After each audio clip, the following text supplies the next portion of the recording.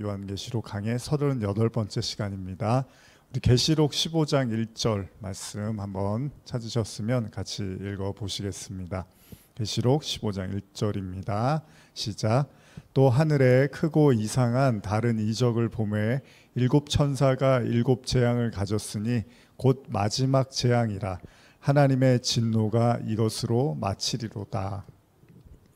지금 본문 읽으신 것처럼 하나님의 진노가 일곱째 재앙으로 이제 마친다라는 표현이 있죠. 그러니까 여러분들이 이 15장에 있는 하나님의 진노, 이 재앙이 이제 마지막 재앙이라고 보시면 되는 거잖아요. 그러면 이 내용들이 이제 17장까지 연결이 돼요. 그래서 이제 대접이 쏟아지는 장면들이 이제 앞으로 나오고, 그 일곱째 천사가 이제 일곱 대접까지 이제 쏟으면서 이제 18장으로 넘어가면서 이제 바벨성이라고 하죠. 그 멸망에 대한 이야기를 이제 하고 있습니다. 바벨이 망했다. 이제 지난 시간에도 좀 나오고 계속 나오고 있는데 같은 얘기가 계속 반복이 되는 겁니다. 그리고 계시록은 예전에도 말씀드렸지만 시간의 흐름 순으로 해석하고 이해하는 것보다는 다양한 각도에서 반복적으로 어떤 메시지를 주고 있다라고 볼 필요도 있다는 거죠. 그래서 뭐 무너졌다, 바벨이 무너졌다 그랬는데 또 나중에 또 바벨이 또 다시 이렇게 무너졌다, 뭐 이런 얘기를 반복을 한다거나, 이제 이런 내용들이 하나의 어떤 사건이나 하나의 이야기를 이제 반복도 하고 또 다른 각도에서 보여주기도 하는 거죠. 근데 지금 이제 어쨌든 15장 1절을 여러분이 읽으셨는데 이제 마지막 재앙이다, 이제 하나님의 진노가 이것으로 마친다라고 이렇게 시작을 하고 있습니다. 그러니까 이 내용들이 18장까지 계속 된다고 보시면 되고요. 19장에 가면 이제 어린 양의 혼인잔치의 내용들이 나오고, 그 다음에 이제 20장 넘어가고 21장 이러면서 새하늘 새 땅 이야기 나오고, 22장에서 이제 완전히 뭐 다 이제 마무리가 되는 내용들 여러분들이 아시고 계실 텐데, 그러니까 오늘 이제 이 15장의 내용을 시작으로 해서 이제 또 긴 여정이 시작이 됩니다. 17장, 18장까지 가면서 그래서 14장까지 여러분들이 이제 우리 지난 시간에 나눴는데, 그때 내용이 뭐였죠? 계속 제가 지난주에도 설교를 했고 또 창립주일에도 14장 내용을 언급을 드렸지만, 계속 그 경고를 하죠. 경고. 그러니까 우리가 이제 좀 오해하기 쉬운 게, 우리가 착각을 잘하는 게 경고는 큰 메시지로 이해를 안 하는 경향이 있어요, 사람들이. 경고라는 거는 예를 들면은 화재 위험이라든지, 우리가 이렇게 살다 보면, 생활하다 보면 뭐 화재 위험 같은 거 조심하라고, 불 조심하라고 그러고, 뭐 가스 조심하라고 그러고, 전기 조심하라고 그러고. 근데 이런 얘기들을 간간히 듣거나 뭐 이렇게 표지판에 써놓거나 그렇잖아요. 근데 그런 것들을 우리가 뭐랄까 되게 중요한 핵심 메시지나 가치로 이렇게 생각하지 않는 경우가 있죠. 반복적이고 또 이야기하고 뭐 여기저기서 다 볼 수 있고 상식이라고 생각하기 때문에. 그런데 실제로 사고가 터졌을 때 이제 그 대처하는 능력들이 많이 떨어지는 경우가 있죠. 왜냐하면 일어나지 않을 거라고 생각하거나, 아니면은 별로 대수롭게 여기지 않아서 관심을 깊게 갖지 않았던 거죠. 그래서 그런 이제 우리 사건 사고 관련된 어떤 이제 뭐 다큐멘터리나 그런 이야기들 들어보면 결국은 이제 그 사건이 벌어졌을 때 사람들이 당황해서 잘못된 선택을 함으로써 더 큰 이제 화를 당하게 되는 장면도 우리가 봅니다. 그게 뭐냐 하면, 왜 경고를 여러 차례 하죠? 왜 반복적이고 여러 차례 하냐 하면, 당장은 일어나지 않지만 이제 그 일이 일어나게 될 것이고, 일어났을 때 상당한 데미지, 상당한 이제 그 충격을 받을 수 있고 화를 당할 수 있기 때문에 반드시 알아두라는 얘기에서 여러 차례 반복을 한 겁니다. 그러니까 반복한다는 건 뭐죠? 한 번, 두 번 얘기한 게 아니라 지금 성경은 뭐 7이라는 수도 많이 하지만, 이미 첫 번째 그 계시록을 시작하면서 7 교회에 대한 메시지, 7은 완전수고, 그러니까 당시에 7 교회만 얘기한 게 아니라 이 땅에 전 세계에 있는 모든 교회를 통틀어서 이제 주시는 메시지란 말이에요. 공통 메시지라는 거죠. 근데 그렇게 7번이나 회개를 이야기하신다는 건 뭡니까? 반드시 회개를 해야 된다는 얘기죠. 회개를 하지 않았을 때 이제 펼쳐지는 일들이 다음과 같다라고 하면서, 우리가 뭐 7 인의 재앙이라든지 7 나팔 재앙, 또 7 대접, 이런 재앙들이 기다리고 있으니까 반드시 회개를 하라고 얘기를 하는 거예요. 그러니까 그 얘기는 뭡니까? 제가 만약에 이렇게 선생님이라면 여기 학급에 아이들이 한 뭐 저희 때는 뭐 50명 이렇게 60명 있었으니까요. 그러면 선생님이 똑같은 얘기를 반복해요. 왜요? 다 못 알아들어서가 아니라 몇 명만 알아듣거나 전체가 다 못 알아들었을 때는 모두가 알아들을 때까지 계속 얘기를 하는 거잖아요. 그러면 복음도 말씀도 뭡니까? 우리가 소돔과 고모라 이야기 지난 시간에도 나눴지만은, 소돔과 고모라에서 그 마지막 그 사람 롯과 이제 그 뭐 딸들하고 이제 처가 나왔지만은, 결과적으로는 그 마지막에 들어야 될 사람들이 듣고 나오면 이제 멸망이 되는 거잖아요. 그러면 복음이 반복적으로, 회개, 계시록도 그렇지만 계속 반복적인 어떤 메시지를 전한다는 건 뭡니까? 들어야 될 사람이 반드시 들어야 되고, 그 사람들이 다 듣게 되면, 소위 이제 이건 이제 택하심의 관점입니다. 하나님의 택정하심의 관점에 봤을 때 그 사람들이 다 듣게 되면 이제 멸망이 온다라는 거잖아요. 그러니까 무슨 얘기입니까? 반드시 들어야 될 사람들이 듣게끔 하시기 위해서 반복을 한다는 거예요. 그러니까 중요한 메시지는 뭐 아파트에 있어 보시면은 뭐 관리소에서 뭐 이렇게 그 이제 스피커폰으로 뭐 이야기 하잖아요. 뭐 지금 뭐 무슨 일이 있으니까 조심하십시오. 뭐 엘리베이터가 가동이 지금 중단됐습니다. 뭐 이런 얘기들을 해주면은 다 들어야 될 필요가 있는 거잖아요. 마찬가지입니다. 그러니까 경고의 메시지는 사실 굉장히 중요한 거예요. 근데 이미 여러분들이 나는 회개도 했고 나는 문제가 없어, 그럼 모르겠어요. 근데 아직 그렇지 않았다면 그 경고의 메시지는 저 얘기를 또 했네, 저 얘기를 또 하네, 아니 저 얘기를 지금 몇 번이나 하는 거야, 이렇게 들리시면 정말 여러분들이 회개가 다 돼서 하나님의 인치심과 그 성령의 충만함 가운데 정말 스데반처럼 지금 죽어도 하늘 문이 열려서 하나님과 어린 양 예수를 볼 수 있는 그 수준에 달했다면 제가 할 말이 없지만, 그게 아니면 계속 반복적인 얘기를 한다는 건 반드시 숙지하고 있고 반드시 여러분 걸로 만들어야 된다는 얘기를 하는 거죠. 그러니까 무서운 얘기예요 사실. 예수님이 진실로 내가 너에게 진실로 이루노니, 뭐 이런 얘기들은 정말 중요하다는 얘기인 거죠. 자, 우리 14장에서 이런 얘기가 있었어요. 바벨론의 멸망과 그리고 짐승에게 경배하고 그 표를 받으면 하나님의 진노의 포도주 잔을 마시게 될 거고, 그 경고를 이제 했죠. 그리고 인자 같은 이가 예리한 낫을 가지고 추수하는 장면과 또 다른 천사는 또 예리한 낫을 들고 포도송이를 거두며 하나님의 진노의 포도주 틀에 던지는 심판의 무시무시한 장면도 제가 주석을 통해서 지난주에 좀 읽어드렸죠. 그 피가 막 엄청나게 멀리 튈 정도로 잔혹한 그런 내용들을 우리가 보았습니다. 그런데 성경이 이제 그거를 뭐 요즘 저희도 이렇게 OTT 같은 거 보면은 드라마나 이런 게 굉장히 잔인하잖아요. 요즘은 공중파 드라마도 굉장히 잔인하더라고요. 근데 막 피가 튀기고 막 칼로 막 찌르고 막 엄청 잔인하더라고요. 근데 15세예요.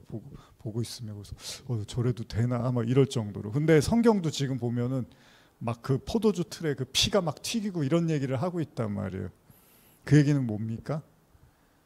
그 심판이 얼마나 그 인간이 감당하기 힘들 정도로의 심판이 진행되는가에 대한 이야기를 묘사하고 있는 거잖아요.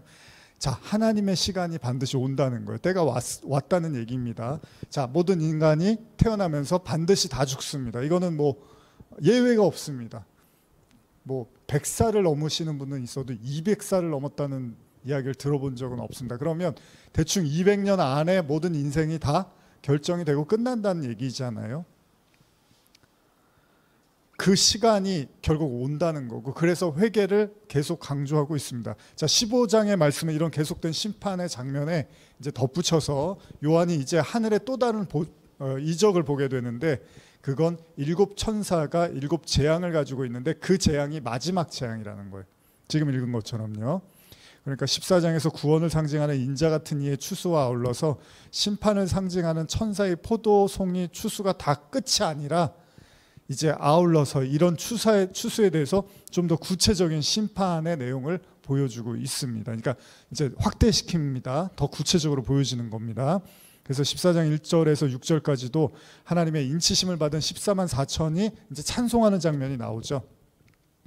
근데 15장 2절에서 4절도요. 또다시 짐승과 그 이름의 수를 이기고 벗어난 자들이 찬송하는 장면이 나옵니다. 참 재밌게도 계시록 보면 6장까지는 7 인의 재앙 해갖고 또 무시무시한 재앙이 있어요. 마지막이 막 온 세상이 흑암처럼 다 검어지는, 총담같이 검어지고 달이 피피치로 변하고 뭐 이런 내용이 나오는데 7장으로 넘어가면서 갑자기 입맞은 14만 4천에 대한 이제 내용이 나온단 말이에요. 근데 지금도 이 장수로도 비슷합니다. 또 갑자기 14장까지 어떤 이제 무시무시한 심판을 또 이야기하다가 15장에 오면서 또 갑자기 찬송이 등장을 합니다. 물론 중간중간에도 이런 내용들이 있었던 겁니다. 사실 이 세상의 멸망과 그 하나님의 그 심판이 분명히 괴로운 거고 슬픈 게 맞죠. 근데 간간히 성경은 그런 상황 속에서 찬송을 집어넣습니다. 찬송할 상황이 아니잖아요. 세상이 심판을 받고 멸망을 받는데. 근데 이건 이제 공의에 대한, 하나님의 공의에 대한 찬송인 거잖아요.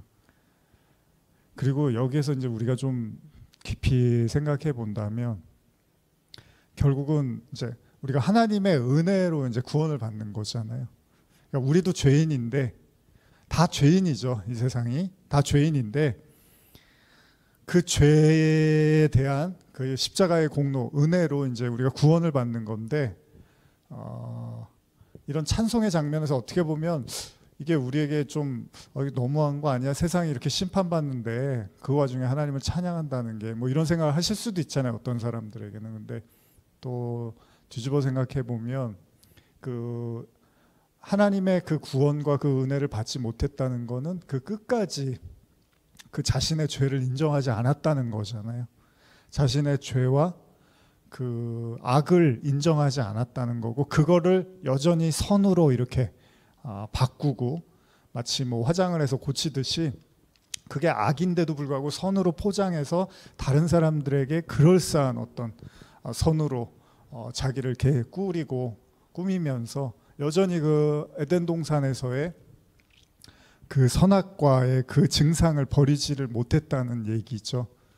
근데 죄인들, 진짜 죄인들은 이제 하나님의 은혜를 깨닫게 됨으로써 진짜 하나님의 이제 구원을 감격하고 감사할 수 있게 되는 거잖아요.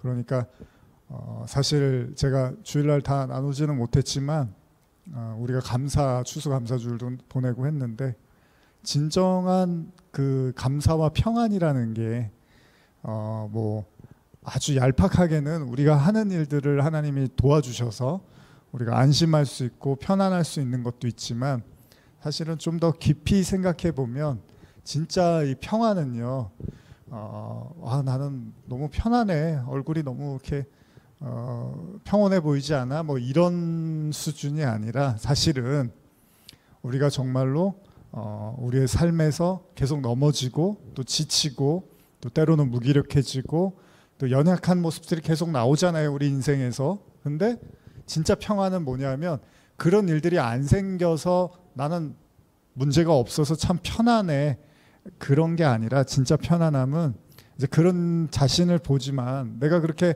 참 약하고 정말 아무 힘도 없는 것 같이 느껴지는 나를 보는데, 그런 가운데서도 하나님께서 나를 이렇게 항상 붙들고 계시고 나를 이렇게 구원해 주시고 나를 이렇게 위로해 주시고 보듬어 주신다는 사실을 이렇게 느끼고 체감할 때, 사실 그걸 평안이라고 하는 거죠. 평안이라는 거는 제가 그 욥기에 관련된 뭐 동영상, 설교 영상 짧게 만들 때도 말씀드렸지만, 외부적인 것을 가지고 평안이라고 하지 않습니다. 성도의 평안은 그 내면의 문제죠. 내면의 문제. 그러니까 무슨 말이냐면, 극심한 고난을 받더라도 그 사람이 되게 편안할 수 있고요, 아무 문제가 없이 살고 있는데 상당히 우울하고 괴로울 수도 있습니다.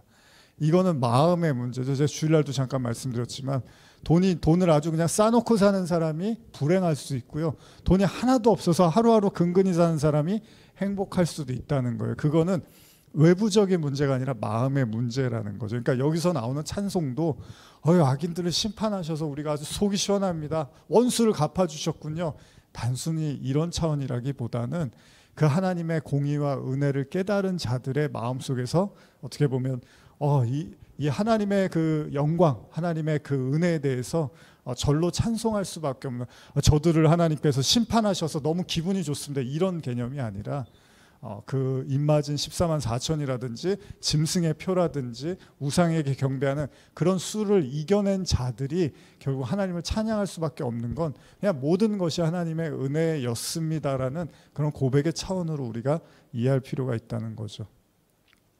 어쨌든 그 내용들이 이제 나오고 있는데, 한 15장 2절에서 4절 한번 읽어볼까요? 15장 2절에서 4절입니다. 시작. 또 내가 보니 불이 섞인 유리바다 같은 것이 있고, 짐승과 그의 우상과 그의 이름의 수를 이기고 벗어난 자들이 유리바닷가에 서서 하나님의 검은 고를 가지고 하나님의 종 모세의 노래, 어린 양의 노래를 불러 이르되, 주 하나님 곧 전능하신 이시여 하시는 일이 크고 놀라우시도다. 만국의 왕이시여 주의 길이 의롭고 참되시도다. 주여 누가 주의 이름을 두려워하지 아니하며 영화롭게 하지 아니하오리이까. 오직 주만 거룩하시니이다. 주의 의로우신 일이 나타났음에 만국이 와서 주께 경배하리이다 하더라. 자, 얼핏 보면 하나님의 인치심을 받은 14만 4천이나 지금 짐승의 수를 이긴 자들의 그 노래들이 같은 맥락을 놓고 보면 하나님을 찬미하고 동시에 그렇지 못한 자들에 대한 심판과 재앙이 그려지는 것으로 이해할 수도 있지만요, 그러니까 무슨 얘기냐면, 이미 모든 신앙의 요건을 완성한 자들은 더 이상 재앙과는 무관해서 그들은 편안한 곳에서 하나님을 찬양하고, 그렇지 못한 자들은 여전히 괴로움의 땅에서 울부짖는 재앙을 맞이하는 것처럼 이해할 수도 있지만, 분명히 15장 마지막 절은 다음과 같이 기록하고 있습니다. 이것도 한번 읽어보겠습니다. 15장 5절에서 8절입니다. 시작. 또 2일 후에 내가 보니 하늘의 증거장막에 성전이 열리며 7 재앙을 가진 7 천사가 성전으로부터 나와 맑고 빛난 세마포 옷을 입고 가슴에 금띠를 띠고, 네 생물 중에 하나가 영원토록 살아계신 하나님의 진노를 가득히 담은 금 대접 7을 그의 7 천사들에게 주니, 하나님의 영광과 능력으로 말미암아 성전의 연기가 가득 차매 7 천사의 7 재앙이 마치기까지는 성전에 능히 들어갈 자가 없더라. 무슨 얘기냐면, 하나님의 택하신 자들, 하나님의 사람들은 이제 아무 문제 없이 너무 편안해서 하나님을 찬양하고 있는 것이 아니라, 지금 말씀을 보니까 하나님의 영광과 능력으로 말미암아 성전의 연기가 가득 차매 일곱 천사의 일곱 재앙이 마치기까지는 성전에 능히 들어갈 자가 없더라. 이렇게 기록되어 있다는 거예요. 제가 지난 시간에도 몇 차례 제가 언급을 하면서 중요하다고 말씀을 드렸던 건데 현대로 다시 읽어드릴게요. 성소는 하나님의 영광과 권능에서 나오는 연기로 가득 차 있었습니다. 그리고 그곳에는 일곱 천사가 일곱 재앙을 땅 위에 다 쏟아 부을 때까지 아무도 들어갈 수 없었습니다. 자, 그러니까 하나님의 택자들, 하나님의 은혜를 입은 자들은 재앙하고 무관하지 않다는 겁니다. 무관한 게 아니라 하나님의 성전, 곧 하나님의 거룩한 임재를 상징하는 그 은밀하고 깊은 곳에 들어가기 위해서는 반드시 일곱 재앙을 거쳐야 된다. 이 내용으로 우리가 이해를 할 수 있다는 겁니다. 그래서 이전에도 제가 계속 강조를 해드렸습니다. 성전에서 이제 그 지성소, 성막에서 언급된 그 지성소로 들어가야 되는 그 과정에서 우리 죄인이 겪어야 되는 우리의 그 시련과 연단의 과정이 결코 피해갈 수 없다는 얘기를 하고 있습니다. 그래서 이 내용을 한번 주석을 좀 여러분들께 주석을 한번 읽어드릴게요. 연기는 구약 성경에서 하나님의 영광의 임재를 나타낼 때 자주 사용되었다. 본절에서 연기는 일곱 재앙을 통해서 악을 완전히 심판하시기 위한 전능하신 하나님의 임재를 시사한다. 한편 일곱 재앙이 온전히 성취될 때까지 성전에 들어갈 자가 없다는 사실은 두 가지 사실을 암시한다. 첫 번째는 하나님의 영광의 임재가 경외스러운 나머지 감히 접근할 수 없음을 시사한다. 두 번째는 모든 피조물이 온전히 깨끗함을 입는 마지막 심판의 때가 지나서야 비로소 하나님의 성전에 나아갈 수 있음을 시사한다. 두 가지 내용을 담고 있습니다. 그러니까 하나님의 나라는 우리 계속 말씀드리지만 죽음 이후의 그 나라가 아니라 여러분과 제 안에서 이제 하나님이 임하시는 거고 그것이 만들어가고 완성되어져 가는 과정, 이게 반드시 우리에게 필요한 거고 이것을 일곱이라는 시련과 재앙으로 이제 말씀하고 있다는 겁니다. 이건요 단순히 성도를 괴롭히기 위해서나 또 무의미하게 힘겨운 짐을 지어주기 위한 것이 아니라 말 그대로 우리를 거룩하고 깨끗하게 하시기 위해서 하나님이 사역하신다는 겁니다. 이 내용들이 이제 베드로후서를 가면은 이 내용들을 좀 더 우리가 구체적으로 볼 수 있는데 한번 찾아볼까요? 베드로후서 3장 10절에서 14절입니다. 베드로후서 3장 10절에서 14절입니다. 시작. 그러나 주의 날이 도둑같이 오리니 그 날에는 하늘이 큰 소리로 떠나가고 물질이 뜨거운 불에 풀어지고 땅과 그 중에 있는 모든 일이 드러나리로다. 이 모든 것이 이렇게 풀어지리니 너희가 어떠한 사람이 되어야 마땅하냐? 거룩한 행실과 경건함으로 하나님의 날이 임하기를 바라보고 간절히 사모하라. 그 날에 하늘이 불에 타서 풀어지고 물질이 뜨거운 불에 녹아지려니와 우리는 그의 약속대로 의가 있는 새 하늘과 새 땅을 보도다. 그러므로 사랑하는 자들아 너희가 이것을 바라보나니 주 앞에서 점도 없고 흠도 없이 평강 가운데서 나타나기를 힘쓰라. 이미 우리가 나눴던 내용이기도 하지만 계시록은 반복적으로 말씀하고 있으니까요. 그 하나님의 지성소, 하나님의 그 성전에 들어가기 위해서 일곱 재앙을 거쳐야 된다라는 말씀을 하고 있잖아요. 그런데 그 이유가 뭐냐 하면 지금 나눈 것처럼 우리가 거룩하고 깨끗한, 심지어는 점도 없고 흠이 없는 상태가 될 때까지 그 재앙을 통해서 하나님은 우리를 완성시키시겠다는 내용인 거잖아요. 그래서 베드로가 이 말씀을 3장 10절 이하의 말씀을 통해서 베드로 후서요, 그날에서 하늘이 큰 소리로 떠나가고 물질이 뜨거운 불에 풀어지고 땅과 그 중에 있는 모든 일이 드러난다라고 이렇게 이야기를 하고 있죠. 그래서 이런 내용들을 핵전쟁, 종말의 때 있을 핵전쟁을 막 암시하는 거다. 뜨거운 열이라든지 연기나 모든 게 풀어진다. 이런 이제 걸로 해석하는 사람들도 있지만 사실 이제 그런 차원으로만 볼 건 아니고요.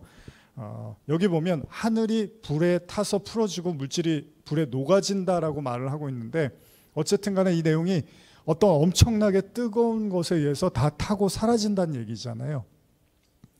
근데 이게 단순히 물리적인 뜨거움으로만 이해할 것이 아니라 이제 우리가 거룩함의 개념으로 접근을 한다면 하나님을 우리가 소멸하는 불이라고도 말을 합니다.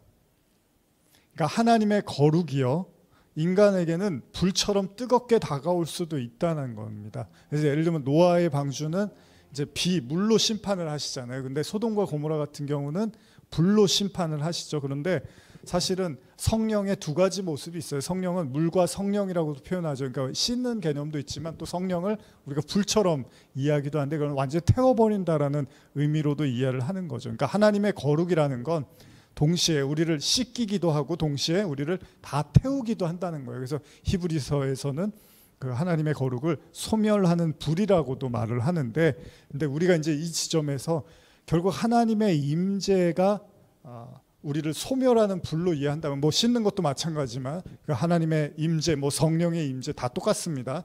그러면 결국은 하나님의 임재가 인간에게 재앙이 될 수도 있다는 거잖아요. 그래서 우리가 법궤 얘기를 제가 가끔 드리죠. 그 우사가 다윗이 이제 법궤를 이동시키려고 할 때 우사가 법궤가 떨어질 것 같으니까 손을 댔는데 법궤 때문에 죽어버린단 말이에요. 그러니까 이게 얼마나 기가 막힌 일입니까? 하나님의 말씀, 하나님의 임재를 상징하는 법궤를 만졌다가 그게 오히려 화근이 돼서 죽게 된다는 겁니다. 왜 그렇죠? 거룩한 하나님의 그 임재를 손으로 인간이 직접 만졌기 때문에, 율법에 의하면 이제 그렇게 하지 말라고 했던 거잖아요. 그러니까 말씀대로 하지 않았던 것의 결과가 죽음으로, 심판으로 나타난단 말이죠. 그러면 어떻게 하나님께 나아갈 수 있냐면 점도 없고 흠도 없어야 된다라는 얘기를 하면서 지금 베드로가 새 하늘과 새 땅을 이야기한단 말이에요. 점도 없고 흠도 없다. 무슨 이야기냐면, 자, 하나님의 계시록 관점으로 보면 하나님의 재앙과 심판의 목적이 여러분들에게 거룩함, 또 혹은 점도 없고 흠이 없는 상태로 우리를 만들겠다는 거잖아요. 그리고 이걸 가능하게 하는 것이 이제 새 하늘과 새 땅, 그러니까 그 약속대로 의가 있는 곳인데, 다시 말하면 어떻게 우리가 점도 없고 흠이 없냐는 거예요. 그러니까 이 지점에서 이제 여러분들이 잘 생각을 해야 되는데, 우리가 이제 간증 같은 거 들어보면 내가 이제 하나님의 은혜를 경험하고 뭐 하나님을 만났다, 뭐 성령을 체험했다, 그러면서 이제 내가 죄를 안 짓는다, 안 짓기로 했다, 그래서 하나도 안 짓고 거의 안 짓는다, 옛날에는 많이 죄를 졌는데 지금은 거의 짓지 않고 지금 내가 생각했을 때는 하나도 안 짓는 것 같다, 뭐 이렇게까지 이제 간증을 하는 경우도 있죠.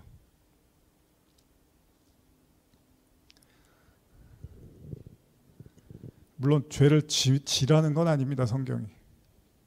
근데 가만히 보면 제가 가끔 말씀드리지만, 예를 들면 다윗의 인생만 놓고 봐도요, 다윗이 그렇게 하나님 앞에 사랑을 가지고 최선을 가지고 하나님을 섬기고 사랑한 것 같지만 또 바세바와 동침하면서 큰 죄를 짓잖아요. 그래서 회개를 하잖아요. 근데 그걸로 끝나지 않고 그 죄의 대가로 인해서 아들 압살롬에 의해서 매우 많은 이제 공격을 받습니다. 사울 왕한테도 공격을 받았던 다윗이 그 아들에 의해서도 많이 고통을 당하게 되는데, 그러고 나서 성경이 어떻죠? 다윗이 이제 완벽한 사람으로 변했나요? 이제 죄를 한번 크게 짓고 나서 회개하고 그 대가를 치르면서 이제 다윗이 하나도 죄를 안 짓는 사람으로 바뀐 건가요? 아니죠. 다윗의 마지막에 또 인구조사하면서 하나님의 그 또 심판을, 하나님의 그 또 말씀을 깨는 행동을 하게 됩니다. 성경이 만약에 여러분 인간이 그 하나님의 은혜를 입어서 이제 죄를 하나도 짓지 않음으로 구원받게 된다라는 것이 성경의 가르침이라면, 다윗 같은 이야기, 뭐 다윗뿐만 아닙니다. 기도원 이야기도 그렇고 그런 이야기들은 많이 있습니다, 성경에. 그리고 우리가 잘 아는 대표적인 노아 이야기도 보면, 노아가 방주에서 나와서 완벽해진 게 아닙니다. 하나님의 언약 무지개가 뜨고, 그리고 나서 노아가 이제 거룩해져서 그렇게 해서 성경이 끝나는 게 아닙니다. 노아가 하체를 보이고 술에 취합니다. 근데 성경이 그러면 구원이 취소가 돼야 되잖아요. 내가 너를 의롭다고 해주고 이렇게 재앙에서 심판에서 꺼내줬는데 네가 술을 먹고서 그렇게 들어 누워갖고 하체를 보이고 있냐? 너의 구원은 취소야. 이래야 되잖아요. 근데 구약에서도 그러지 않아요. 구약이 율법 중심인데도 불구하고. 그러면 이 점도 없고 흠이 없다라는 게 뭘까요 도대체? 여러분들은 점도 없고 흠이 없으십니까? 지금 일곱 재앙이 마치기까지 하나님의 성전에 들어갈 자가 없다고 하고 추석에서조차도 그 완전한 거룩의 상태를 위해서 그 일곱 재앙을 거쳐야 된다라는 이야기를 하고 있는데, 그럼 여러분들은 어떻게 해서 점도 없고 흠이 없는 상태가 되시는 거죠?